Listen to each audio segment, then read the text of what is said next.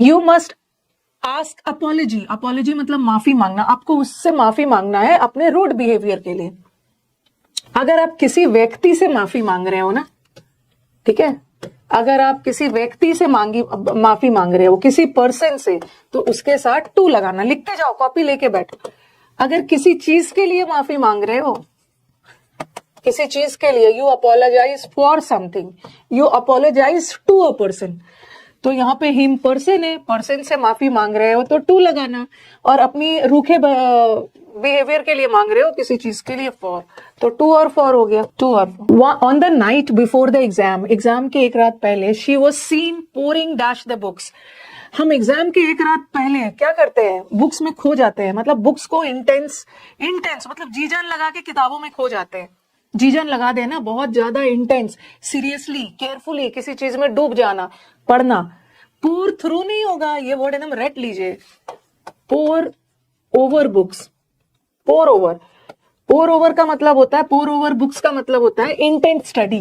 पहले से तो पढ़ेंगे नहीं और उसी समय दिन रात किताबों में डूबे रहेंगे, intense study. Time dash your watch, what is, कुछ बोलेंगे what is the time in your watch, इन भी होता तो आप लगा सकते थे, आपकी घड़ी में कितने बजे हैं, घड़ी में तो इन लगा देते, फिर इन तो ऑप्शन में नहीं है। व्हाट इज द टाइम, ये एग्जाम में बहुत बार आया है, व्हाट इज द टाइम, आपके घड़ी के according, by your watch, by your watch मतलब आपके घड़ी के अकॉर्डिंग कितने बज रहे हैं, what is the time by your watch.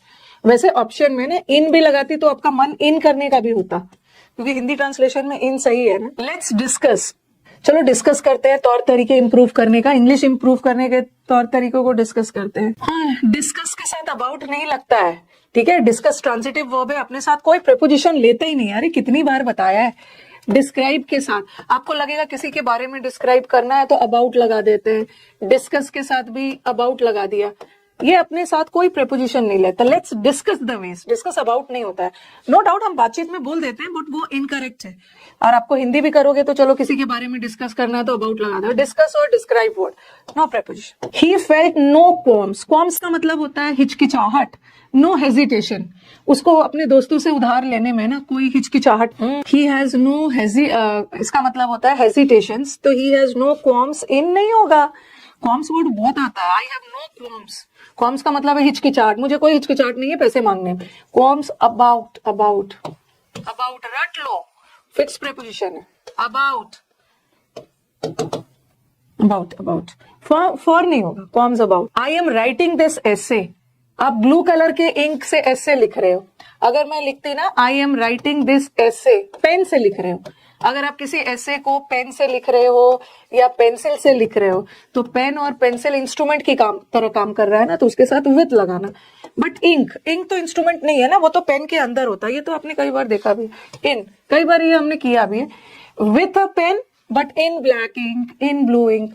इसका आपको पीडीएफ मिल जाएगा टेलीग्राम पे आंसर के साथ, ऊपर कमेंट बॉक्स में ऊपर टेलीग्राम का लिंक पिन किया हुआ है। We are related dash each other dash marriage, हम एक दूसरे से एसोसिएटेड है, रिलेटेड है मैरिज के द्वारा। We are related to each other, हम एक दूसरे से रिलेटेड है, तो पहला वाला में तो टू आएगा, एट मैरिज नहीं है, मैरिज के थ्रू, बाय। फाइंडिंग हिमसेल्फ, इसमें 3 ब्लैंक है, ठीक है, फाइंडिंग 3 ब्लैंक है, एक पहला वाला में ये तीसरा का ये, तो देखो बताओ कौन सा है। फाइंडिंग हिमसेल्फ, उसने देखा कि पैसों की कमी पड़ गई थी तो उसने अपने अंकल को लेटर लिख के मदद मांगी। बताना। शॉर्ट ऑफ, शॉर्ट ऑफ का मतलब होता है कमी, पैसों की कमी हो गई थी, जैसे हम बोलते हैं ना short of money, lack of money, ठीक है, शॉर्ट ऑफ या शॉर्टेज ऑफ, शॉर्टेज का मतलब भी है कमी, पॉसिटी, पॉसिटी का मतलब भी होता है कमी, डिवॉइड का मतलब भी होता है वंचित होना, कमी होना, डिप्राइव, डिप्राइव के साथ भी वंचित, कमी, ऑफ लगता है, बिरेफ्ट, बिरेफ्ट का मतलब भी अकेला, दुखियारा, सबके साथ सिंगल वाला लगता है, तो पहला वाला में तो ऑफ लगेगा। पैसों की कमी से he wrote a letter to his uncle, he wrote to his uncle, क्या चीज के लिए, हेल्प के लिए, तो क्या हो गया of to for, of to about नहीं है, for. The man was blind, एक आंख से अंधा था, ब्लाइंड टू नहीं होता, अगर ब्लाइंड अनदेखा का सेंस है ना, ही वॉज ब्लाइंड, ये तो बड़ा आया, he was blind in one eye, एक आंख से अंधा था, लिटरली अंधेपन की बात हो रही है तो इन लगाना, बट एक ब्लाइंड के साथ टू भी लगता है जब अनदेखा का सेंस है, नजरअंदाज करना।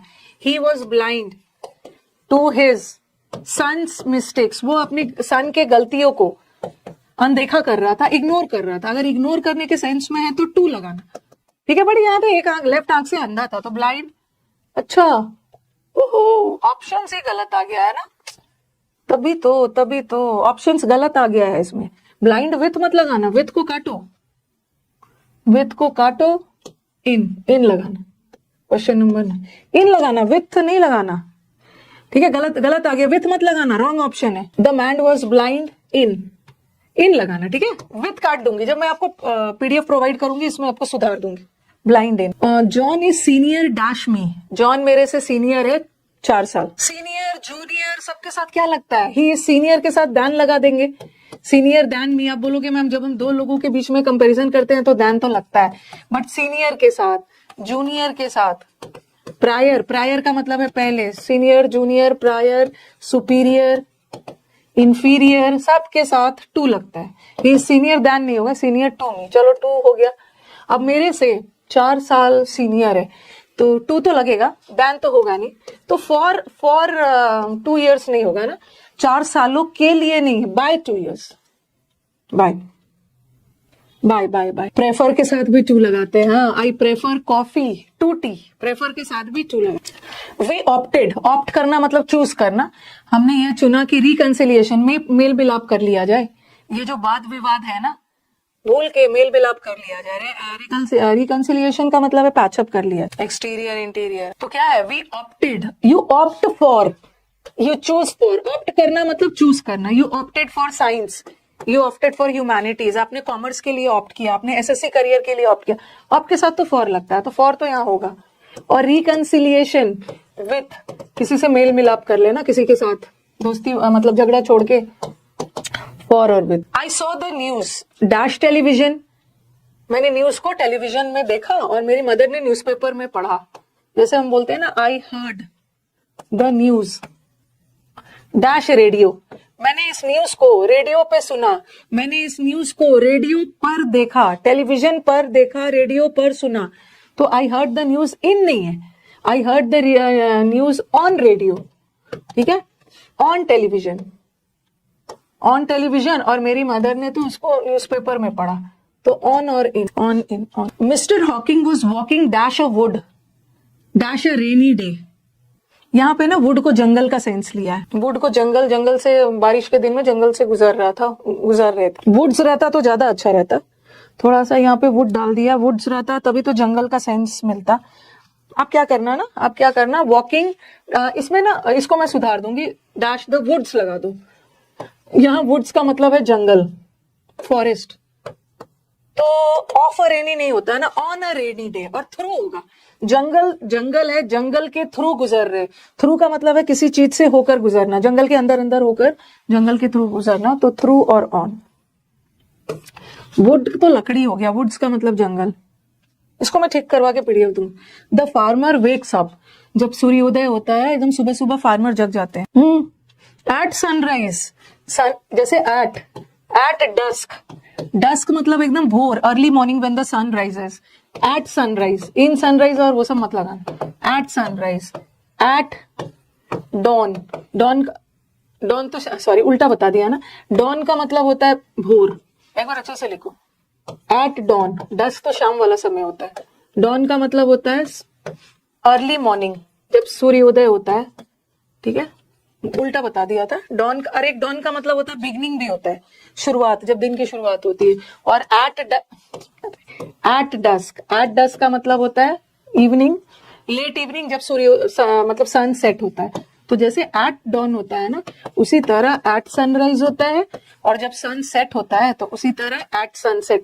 तो कहने का मतलब है कि डॉन, ड, सनसेट, सनराइज के साथ एट, एग्जैक्ट टाइम है जब सूर्योदय होता है या सनसेट। तो at dawn, at dusk, at sunset, at sunrise, at Twilight,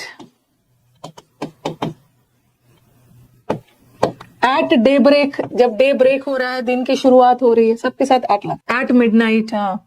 the river Thames, ये जो थेम्स नदी है ना, लंदन में फ्लो करता है, तो आपके दिमाग में आएगा, ओवर का मतलब होता है ऊपर, ठीक है, ओवर, लंदन के ऊपर नदी तो नहीं बहेगा ना, ऑन भी नहीं, ऑन रहता ना, अगर ऐसा रहता, on the bank of, Ganga नदी या थेम्स नदी, on the bank of Yamuna, Yamuna और गंगा के किनारा वाला सेंस रहता ना, तब हम ऑन लगाते। अब आपके दिमाग में आएगा मैम इन लंदन भी तो होगा, इन लंदन भी तो हो सकता है और थ्रू लंदन भी हो सकता है, बट नदी, नदी ना, नदी नदी एक ही जगह पे रुकता थोड़ी है। थेम्स नदी लंदन से होकर गुजरता है, तो थ्रू का मतलब होता है जैसे फॉरेस्ट, फॉरेस्ट से होकर आप फॉरेस्ट से अंदर से होकर गुजर रहे हो, वैसे नदी, नदी एक ही जगह नहीं है, बहता है, तो थ्रू, फ्लो, फ्लो कर रहा है मतलब बह रहा है। इन तो एक ही जगह पे, through, through, through. I haven't seen him, ये तो मैंने उसको पिछले साल से नहीं देखा, तो लास्ट ईयर एकदम एग्जैक्ट पॉइंट ऑफ टाइम बता रहा है। फॉर मत लगाना, सेंस, फॉर नहीं लगाना, सेंस तब से ले, फॉर नहीं होगा, ठीक है, एग्जैक्ट पॉइंट ऑफ टाइम बता रहा है। अगर ऐसा रहता ना, I haven't seen him for last 2 years या I haven't seen from the last 1 year, तो जब 1 year 2 years लगाता है ना, आता तो तब हम फॉर लगाते हैं, बट ये तो एग्जैक्ट बताया जाए, सिंस। ये आ गया चाय से ज्यादा, इसको तो कॉफी ज्यादा पसंद नहीं है, चाय ज्यादा पसंद है। जहां भी प्रेफर वर्ड आ गया, ठीक है, प्रेफर वर्ड आ गया, प्रेफर्ड आ गया, प्रेफरेबल आ गया, टू लगाना। वो दैन लगा के दे देंगे, गलत है। ओवर लगा के दे देंगे, गलत है। प्रेफर के साथ टू लगाना, ठीक है। चूज के साथ ओवर लगा सकते हो। I prefer tea to coffee. The railway track runs dash the river, थोड़ा सा ध्यान देना, ये जो रेलवे ट्रैक है ना, dash the river, river by the river नहीं होता। बाय का 2 मतलब होता है, एक बाय का मतलब है द्वारा और एक बाय का मतलब होता है बिसाइड। हाँ, तो across the river, across river के एक छोर से दूसरे छोर। रन, अब बोलोगे मैम ब्रिज, तो आपने तो ये भी बताया था, there is a bridge over the river, ये भी सही है, ओके। और there is a bridge across भी तो सही है। जब ब्रिज के लिए ओवर और अक्रॉस होता है तो आपने यहाँ ओवर क्यों नहीं लगाया? क्योंकि रन अक्रॉस, रन मतलब एक छोर से दूसरे छोर। अगर मैं रन ओवर लगा देती ना, तो रन ओवर एक फ्रेजल वर्ब बन जाता है। रन ओवर का मतलब है कुचल देना, क्रश कर देना। Run across. अ गुड जज, जो गुड जज होते हैं ना, वो इतनी जल्दी किसी कंक्लूजन पे, बिना बात सुने किसी कंक्लूजन पे इतने जल्दी नहीं पहुंचते। बताओ, जो गुड जज होते हैं वो बात सुनते हैं, ओके, दोषी की भी बात सुनेंगे, सबकी बात सुन के तब जाके वो निष्कर्ष पे पहुंचते हैं। तो आपके दिमाग में आएगा, सबसे पहले आपके दिमाग में आएगा ना, you jump at a conclusion, ये आएगा दिमाग में। और आप एग्जाम में टिक करके आ जाओगे और यहाँ पे माइनस हो जाएगा, ठीक है, माइनस 0.5 हो जाएगा। You never jump eight conclusion, किसी निष्कर्ष पे पहुंचना जंप एट नहीं होता है। किसी पर जंप कर रहे हो ना, ये jump at somebody, jump to conclusion होता है। इसको रट लीजिए, ठीक है, जंप टू कंक्लूजन कहीं साइड में लिख लीजिए, बहुत सोच विचार करके, मतलब जंप टू कंक्लूजन, ये एक फ्रेज है, किसी निष्कर्ष पे पहुंचना। वी आर अकाउंटेबल, अकाउंटेबल मतलब जवाबदेही। हम, हमारी जवाबदेही भगवान के प्रति है। अब कुछ गलत काम करते हैं ना अपने कर्मों के लिए, हमें तो भगवान को जवाब देना होता है। वी आर अकाउंटेबल किसी व्यक्ति के प्रति, किसी व्यक्ति या भगवान को भी तो हम एक व्यक्ति के रूप में ही देखते हैं ना। किसी व्यक्ति के प्रति आपकी जवाबदेही है ना। You are responsible to your teacher या you are responsible to your parents. Parents भी पर्सन है, अगर पर्सन की बात हो रही है तो आप टू लगाना, बट किसी चीज की बात हो रही है, आप किसी चीज के लिए रिस्पॉन्सिबल हो तो फॉर लगाना, फॉर अ थिंग। चीज के लिए देखो, आप अपने कर्मों के लिए फॉर लगा रहे हो। गॉड भी तो भगवान है, you are accountable to God. Angry with a person, किसी व्यक्ति से एंग्री, कभी भी एंग्री ऑन तो लगाना ही नहीं, एंग्री ऑन तो होता ही नहीं है। एंग्री के साथ 2 चीज होता है, या आपके हंस रहे हैं स्टूडेंट, अच्छे लोगों को थोड़ी ब्लॉक, अपनी तारीफ को कोई थोड़ी ब्लॉक करता है। एट अ थिंग, पढ़ नहीं पा रही हूँ, तेजी से जा रहा है, बट एक आध लाइन में कुछ अच्छा ही लिखा है।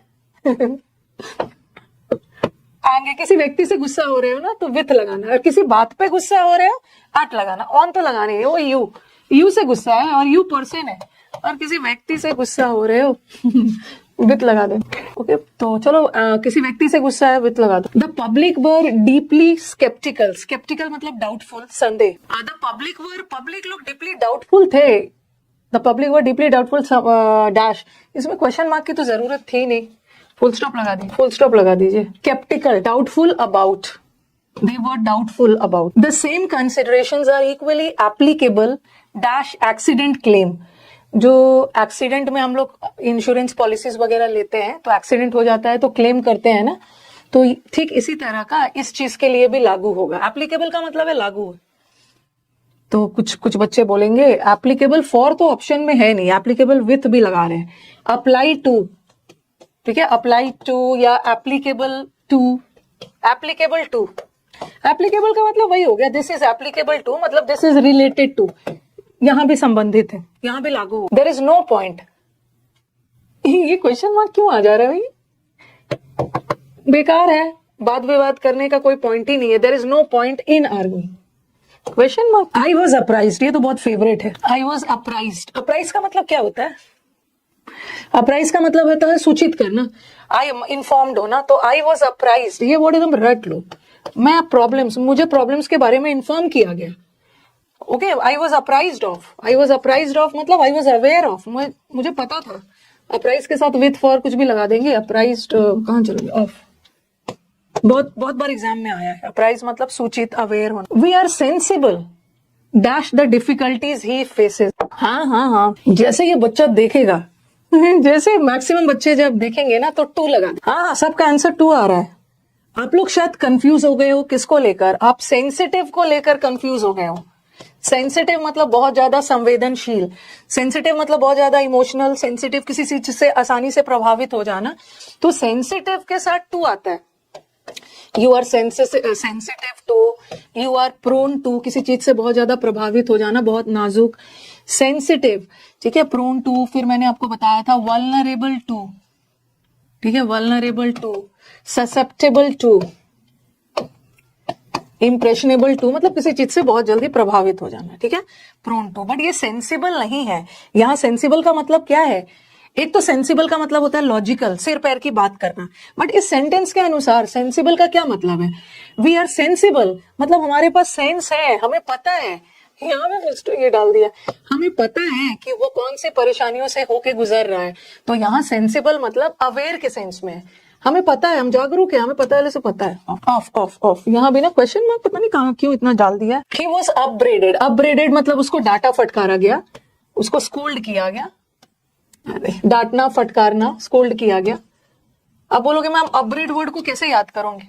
तो ब्रेड को याद रखो। ब्रेड का मतलब लड़कियों को पता है, ब्रेड का मतलब होता है चोटी बनाना। चोटी ठीक से नहीं बनाया सिस्टर ने तो उसको डांटा, उसको डांटा गया। उसके इसमें भी है, उसके डल अपीयरेंस, गंदा, डर्टी, मतलब वो बहुत डर्टी तरीके से था, अस्त व्यस्त वाले अपीयरेंस में था, तो उसके लिए डांटा गया। किसी चीज के लिए स्कोल्ड कर रहे हैं, फॉर स्कोल्ड करना, ये सब बताया है ना। अपब्रेड का स्कोल्ड करना, रेप्रीमांड करना, चाइड करना, डांटना, फटकारना, जिसका give a piece of mind, take to task, इसका इडियम है ना, डांटने फटकारने का इडियम भी तो बताया। Take to task, give a piece of mind, ये वो सब का मतलब होता है डांटना फटकारना। He took his brother with hand, by the hand करो। बाय द हैंड का मतलब होता है ना हाथ पकड़ना, उसने अपने भाई का हाथ पकड़ के वहां से ले गया। बाय द हैंड का मतलब होता है होल्ड हैंड, होल्ड हैंड मतलब हाथ पकड़ना, तो विथ नहीं होगा, by by by. I suspect him, मुझे डाउट है, मैं उस पर डाउट कर रहा, डाउट है कि उसने पेन चुराया। आई सस्पेक्ट हिम, फॉर नहीं होगा, आई सस्पेक्ट हिम ऑफ, ठीक है, मैं उसको डाउट कर रहा हूं, मैं उसको आरोपी मांग रहा हूं। You accuse someone of something, you are guilty of, तो आप सस्पेक्ट कर रहे हो, आप उसको सस्पेक्ट हिम। यहाँ सस्पेक्ट, वैसे तो सस्पेक्ट का मतलब होता है किसी पे डाउट करना, ठीक है, आपको डाउट है कि उसने पेन चुराया है, तो यहाँ सस्पेक्ट अक्यूज के सेंस में जा रहा है, ठीक है, तो ऑफ लगाना, of, guilty of accuse. I got dash his illness in 2 weeks, he got, ये तो फ्रेजल वर्ब आ गया। गॉट ओवर, गेट ओवर का मतलब होता है किसी परेशानी, किसी बीमारी से उभर कर बाहर आना। गेट ओवर मतलब ओवरकम करना, किसी परेशानी या बीमारी, किसी दुख से उभर कर बाहर, तो अपनी बीमारी से 2 हफ्ते में निकल कर बाहर आ। गेट वाले फ्रेजल वर्ब में करवाया, ठीक है, अब मत करिए। There was no heir, heir का ये भी बहुत बार आया, इसको हेयर मत पढ़ना। एयर, एयर का मतलब होता है उत्तराधिकारी, उत्तराधिकारी को हिंदी में लिख लीजिए, उत्तराधिकारी का मतलब होता है सक्सेसर। तो इस राजगद्दी का कोई उत्तराधिकारी नहीं था, जहां भी there was no heir, successor to, heir to, to, ये बहुत बार आया। जल्दी जल्दी करते हैं, वही क्लास भी है। The wheels of the truck, ये ट्रक के जो चक्के हैं ना, ये road press dash the road, against, against the road, जो व्हील चलता है वो के रोड के against, friction against. Translate this passage dash English into, क्योंकि पैसेज एक लैंग्वेज से पूरी तरह से दूसरे लैंग्वेज में चेंज हो जा रहा है। हो सकता है पैसेज पहले हिंदी में है, उसको पूरी तरह से जब चेंज हो जा रहा है तो इनटू लगाना। लेकिन अगर ऐसा रहता, translate this passage from Hindi dash English, ये पढ़ाया भी, तो आप बोलोगे मैम यहाँ भी तो पूरी तरह से बदल जा रहा है, लेकिन फ्रॉम आ गया ना, तो फ्रॉम के साथ इनटू मत लगाना, फ्रॉम के साथ टू लगाना। बट अकेला है तो ट्रांसलेट इनटू लगाना। ही सक्सीडेड, ये तो इजी है, किसी चीज में सक्सीड करना, इंटरफेयर करना, सक्सीड करने, सबके साथ इन